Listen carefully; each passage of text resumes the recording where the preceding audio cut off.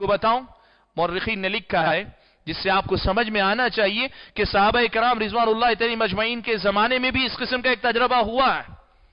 طاعون امواس، حضرت عمر ابن خطاب رضی اللہ تعالیٰ عنہ کی خلافت میں آیا ایک طاعون، اور وہ طاعون سن 16 ہجری کے اندر آیا تھا. حضرت عمر ابن خطاب رضی اللہ تعالیٰ عنہ کی خلافت کا دور تھا. بڑے بڑے جلیل القدر صحابہ اس طاعون کے اندر وفات پا گئے. حضرت ابو عبیدہ بن جراح، حضرت معاذ بن جبل، دیگر کئی اہل علم، بڑے بڑے اساتین اہل علم صحابہ انتقال کر گئے. عمرو بن عاص رضی اللہ تعالیٰ عنہ کو بالآخر مسلمانوں کے وہاں کی فوج کا کمانڈر بنایا گیا، وہاں علاقے کا ذمہ دار بنایا گیا. تو حضرت عمرو بن عاص نے کیا کیا پتہ ہے؟ مورخین نے ان کے یہ الفاظ نقل کیے کہ حضرت عمرو بن عاص رضی اللہ تعالیٰ عنہ نے لوگوں سے کہا کہ لوگوں، یہ جو طاعون ہے اس کی مثال بھڑکتی ہوئی آگ کی طرح ہے. یہ بھڑکتی ہوئی آگ ہے، اور یہ کون سی آگ ہے؟ یہ وہ آگ ہے جس کا ایندھن انسان ہے، تم لوگ ہو. لوگوں کی وجہ سے یہ بھڑکتی رہتی ہے. یعنی جب تک لوگ ملتے رہیں گے، لوگ آپس میں، یہ طاعون بڑھتا ہی رہے گا. اب اس طاعون کو بجھانے کا، ختم بھڑکتی آگ کو بجھانے کا طریقہ کیا ہے؟ کہا تفرقوا وتجبلوا، کہا تم الگ الگ ہو جاؤ اور شہر چھوڑ کر پہاڑوں پہ جا کر بسیرا کر لو. شہر چھوڑ کر پہاڑوں پہ جا کر بسیرا کر لو. کیوں؟ کہا اس لیے کہ آگ کو جب تک ایندھن ملتا رہے گا تب تک جلتی رہے گی. جس وقت ایندھن ملنا ختم ہو جائے گا آگ بجھ جائے گی. یعنی لوگ ایک دوسرے سے ملنا ختم کر دیں گے تو یہ بیماری خود بخود ختم ہو جائے گی. عمرو بن عاص رضی اللہ تعالیٰ عنہ کی اس حکمت عملی کے بعد سارے کے سارے مسائل ختم ہوئے. طاعون امواس کا جو معاملہ چھڑا تھا وہ قابو میں آ گیا اللہ تعالیٰ کی مرضی سے. تدبیر ان کی، لیکن اس تدبیر کو کارگر کیا اللہ تعالیٰ نے.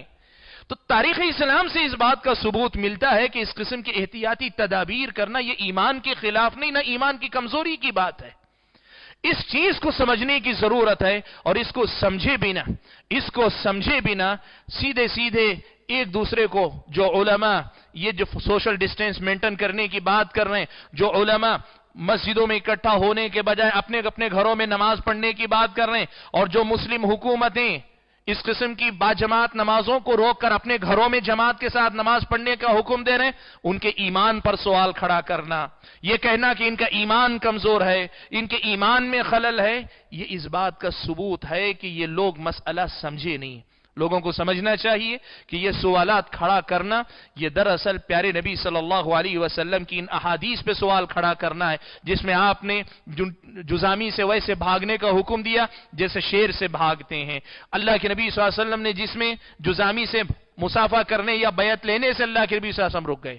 سوشل ڈسٹینس کا ایک مسئلہ یہ بھی ضمناً بتا دوں کہ اہل علم نے لکھا ہے کہ ان دنوں مسافہ نہ کرنا سنت ہے، اس لیے کہ اللہ کے نبی نے اس جزامی سے بیعت نہیں لی نا، تو یہ بھی اللہ کے نبی صلی اللہ علیہ وسلم کا طریقہ ہے، یہ سنت ہے. بدقسمتی یہ ہے کہ بعض علماء نے کہا یہ بھی بے ایمانی کی بات ہے، یہ بھی ایمان میں خلل کا ثبوت ہے. عجیب معاملہ ہے کہ تعلیمات کا حکم ہے، اس لیے اس قسم کے شبہات میں پڑھنے کے بجائے اللہ پہ توکل پورا رکھیے، اسباب بھی پورے اختیار کیجیے. پورا توکل، پورا بھروسہ اول و آخر اللہ پر، لیکن سبب اللہ نے دنیا میں جو بنا کے رکھے ہیں اس کو اختیار کرنا یہ توکل کا ایک حصہ ہے. اور اسباب میں سے ایک سبب یہ بھی ہے کہ جن بیماریوں کے بارے میں میڈیکل کی طرف سے یہ بات ثابت ہوتی ہے کہ یہ متعدی ہو سکتی ہیں، ہوں گی اللہ کی مرضی سے، لیکن وہ ہو سکتی ہیں، ان کے اندر اللہ نے وہ بات رکھی ہے، تب پھر اس میں احتیاط کرنا یہ عین دین و ایمان کا تقاضا ہے. ہم آپ سبھی حضرات اور خواتین سے اپیل کرتے ہیں کہ ان باتوں کو ذہن میں رکھتے ہوئے کسی بھی قسم کی غلط فہمی کا شکار ہوئے بغیر، اور دوسری طرف کسی کے ایمان پر، عقیدے پر، کسی کے توکل پر، کسی کے تقوی پر سوالیہ نشان اٹھائے بغیر اپنے دین و ایمان کی خیر منانے کی کوشش